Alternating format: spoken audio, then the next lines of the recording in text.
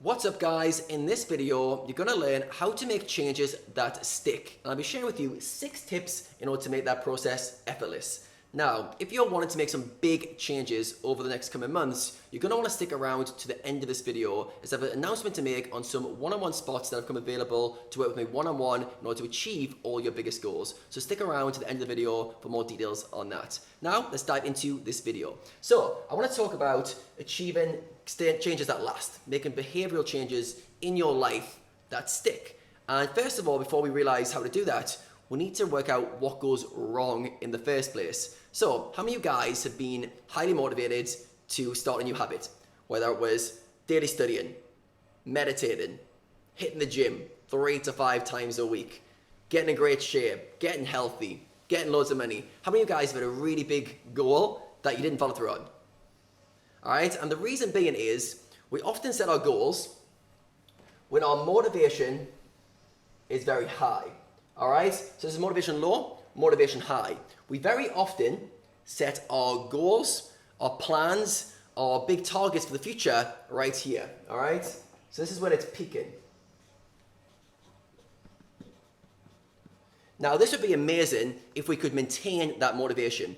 If you could have the same energy, drive, motivation when you do your goals and when you do your new behaviors as you did when you set them, this would be awesome. If you had your motivation high the whole time, you'll be fine. There'll be no problems. However, that's not realistic. And often what happens, or what definitely happens, is our motivation is energy, and it goes on ups and downs, and it flows up and down. So you might set your goals super highly motivated. Let's say your goal is to hit the gym 3 times in the next week, or to study 1 hour every day. You're right up here when you're making it, but the following day, when you wake up in the morning, your motivation is often a lot lower. Alright? So we can't, there's a big gap here between the two, the peak and the low point, and as a result, we don't have the energy, we haven't got the motivation, we haven't got the drive to follow through on our plans. And this happens over and over. Now, if you've got a lot of willpower, let's say you go, right, I'm going to get in great shape, I'm going to study every single day, you can keep this going for a long period of time, maybe a few weeks, maybe a few months, but almost always, at some point you'll come crashing because your motivation will wear off, your willpower will burn out, and you end up back to where you were. Who's tried to make changes and end up back to where they were? It happens over and over, right? We have all the right intentions, but we miss a big part of the puzzle that I'm going to share with you today, and we have 6 tips on how to avoid it.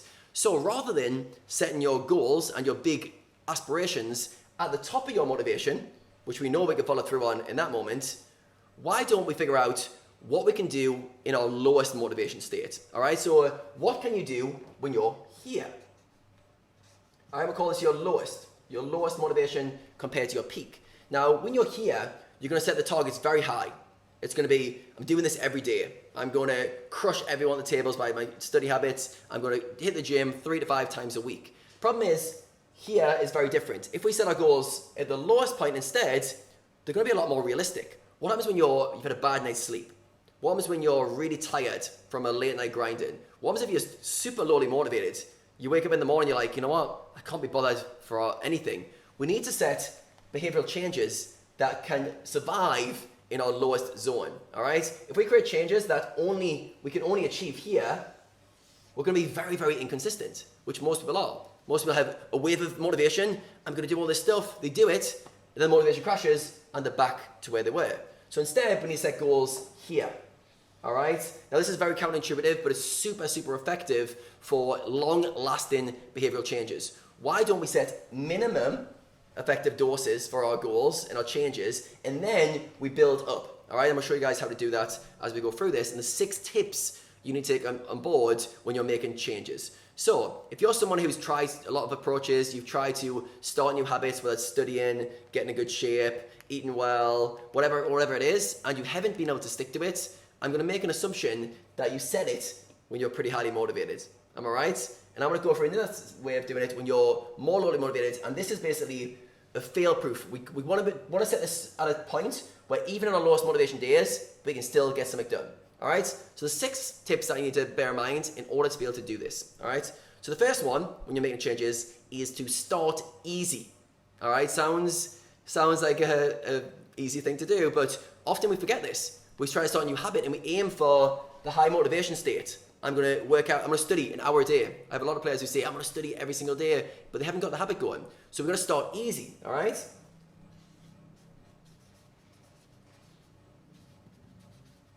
And starting easy allows us to execute here. Imagine my exercise habit was I had to go to the gym 5 times a week for an hour because I set it up here. Then I wake up in the morning after a bad night's sleep and I'm super low energy. Now, the chances of me executing are very low now because I've started very difficult. On the flip side, what was if my habit was 5 minutes of exercise? I'm gonna do 5 minutes exercise in the morning whilst I wait for my coffee to brew. 5 minutes, start easy, allows you to get the habit going, and we can easy build as we go through it. But you've got to make it super, super easy. All right, so we're going to basically execute on things that have no physical or mental restrictions. So if this is costing energy, if you're trying to start a new habit and it takes a lot of energy to get going, how are you going to do that when you're lowly motivated? You're not, are you? You're going to just, when you're highly motivated, things will be fine, but you're going to be inconsistent when you're lowly motivated. So what you do is set the bar really, really low. Even when I'm lowly motivated, what's the minimum I could do? So ask yourself, let's say it was an exercise habit. Rather than going to the gym 5 times a week, could you do a 5-minute workout in the morning? Every morning, no matter what, even when you've had a bad night's sleep, even when you're in a rush. And you probably answer probably yes. But yeah, I could do 5 minutes if I committed to it and I made it a goal. It was a target of mine. And we need to realize that starting easy isn't downgrading our goals. It's not saying that we don't want to achieve big things, but it's making it realistic to start behavioral changes. And we need to start small and build foundations up. All right, I'll talk about it as we go through the rest of the tips. But you've got to give yourself an easy starting point. If not, you will be inconsistent. Your motivation will drop, and over time, you won't be able to follow through. All right, so first thing, start easy. You've started easy, you've downgraded. Instead of doing an hour workout, you're going to do 5 minutes. Instead of an hour studying, you're going to do at least 5 minutes a day. Perfect. We've got an easy starting point, so the mind hasn't got resistance for beginning. Second tip, habit stacking. All right, so this is a concept I got from a book called Atomic Habits by James Clear. One of my all-time favorite books. If you guys want to start changing habits, read that book by James Clear, Atomic Habits, perfect. All right, so it's called habit stacking, which I'll talk about in a second.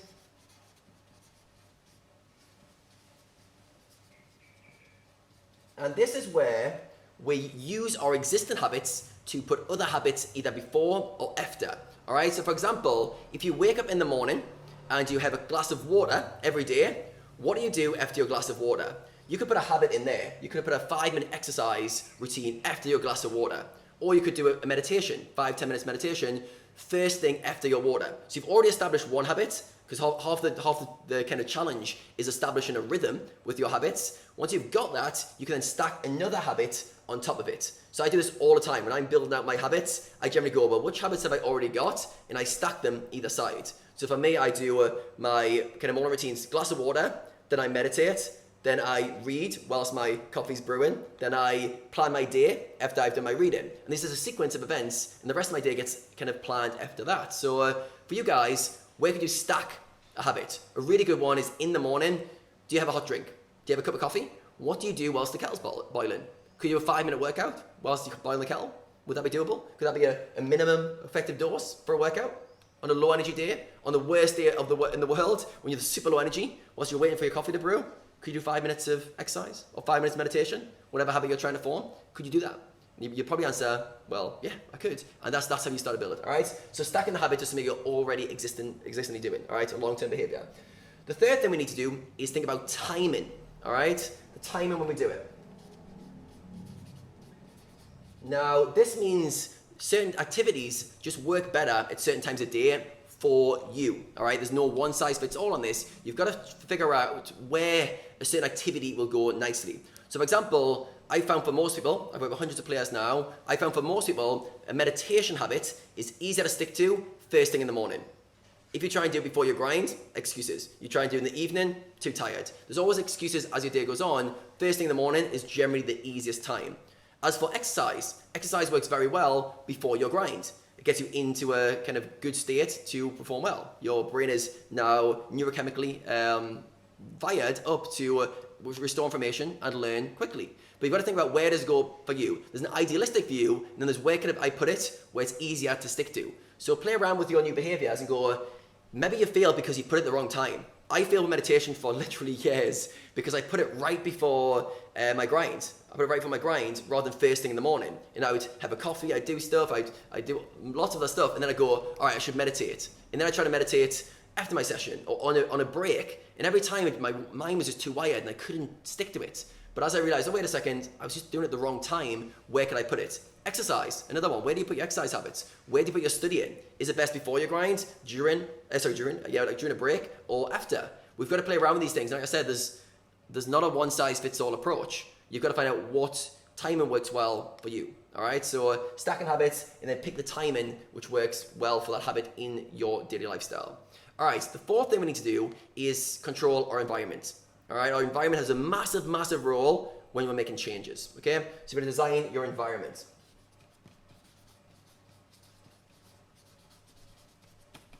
Now, the easy example to use this is with diet, okay? So let's say you're trying to eat healthy and you open up the fridge and there's donuts, there's chocolate, there's some leftover pizza, there's a little bit of a burger that's left from McDonald's, and then there's some vegetables that you could cook up and some chicken. What are your chances of eating healthy when you're in a rush and you need to have some food?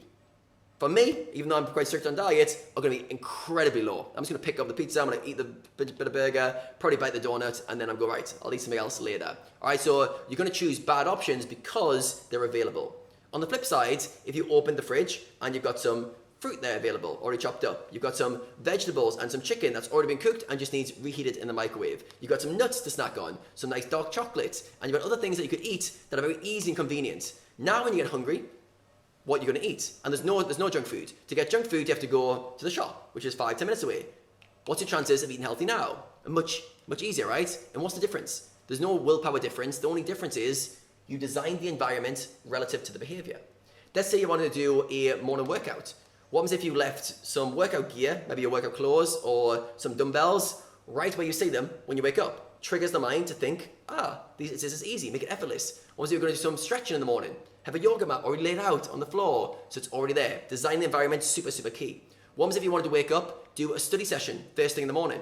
What happens before you went to bed the day before, you put all your study stuff set up. You got rid of everything off your desktop, just had some notes on the desk of the exact thing you were going to study that day. Would that make it easier? Hell yeah. All right, and these things we take for granted, we make it hard by making the environment very challenging. We're trying to resist this, to avoid our phones. One of the biggest things to do as well, don't have your phone on you the first part of your day. Like say you're trying to have a morning routine, but you check your phone first thing. That's bad design of your environment. You've allowed stimulus to interact with you, it's gonna be harder. So make your environment really controlled in alignment with the behaviors you're trying to develop. All right, I do this all the time. Every time I'm trying to form a new habit, I'm always like, make the environment easy. I don't want to use too much willpower on this one. I want to be able to achieve it when I'm here. So make the environment really, really set up so it's really, really easy. All right, the fifth one is we need to have positive self-talk.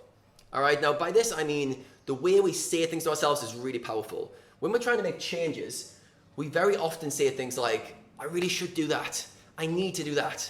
Oh, I must do that. It's really, I need to get myself to do this. And we're making this like real big pressure scenario, all right? And often that kind of language doesn't work very well. I hate that kind of language myself. If I say, I need to do this, very often my mind's like, oh God, really? And it builds up this like tension.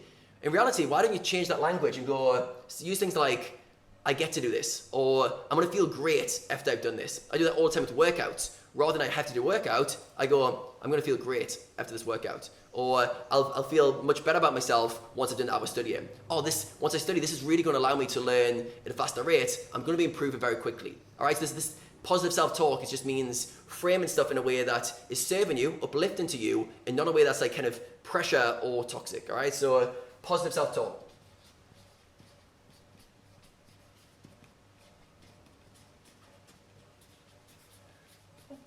All right, and then the final one, number 6, is we have the need to celebrate small wins. All right, we need to celebrate our successes. So when we're trying to make changes, it's not going to be a heroic. We often like fixate on the end outcome. We want to be in amazing shape. We want to be playing high stakes poker, but we forget to celebrate the small steps that we're taking on the way. And the small steps are everything. All right, celebrating the process, celebrating the fact you took action in the right direction is everything. All right, so number 6, celebrate wins.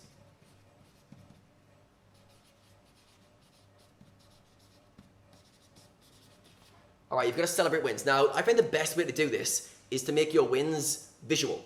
All right, so you can do this by, if you're making one change, what I like to do is print off like a 30-day calendar, and I literally, as I do the habit, I put a big X on it, X on the habit, with a big red pen like this one.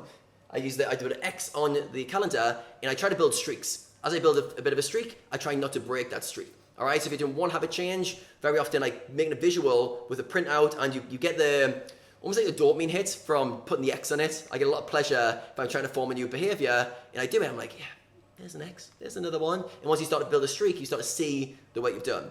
Now, if you're trying to make lots of little changes, it could be like lots of small things. Maybe you're trying to just be more active through the day, or you're trying to talk more positively yourself, or you're trying to eat healthy. You might have 3 or 4 opportunities per day to do that. You could have a little jar, all right, and put something in a jar every time you execute. So for me, I would put coffee beans in a jar, because I've got coffee beans already on the side. So I just put a proper coffee bean into the jar every time I've executed on a good behavior.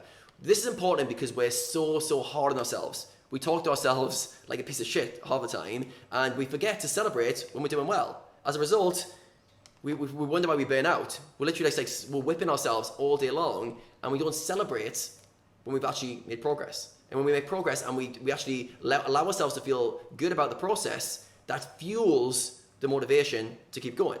All right, so giving yourself that acknowledgement for taking the effort to actually execute keeps you on the track to keep going. It's really important. It's one of the fundamental ones I see people miss. They're too hard on themselves. As a result, they burn out because they don't feel like they're making progress at the rate they should be. All right, so obsess on the process and reward yourself and make it visual if possible. All right, so to recap, what are the 6 tips in order to make lasting behavioral changes?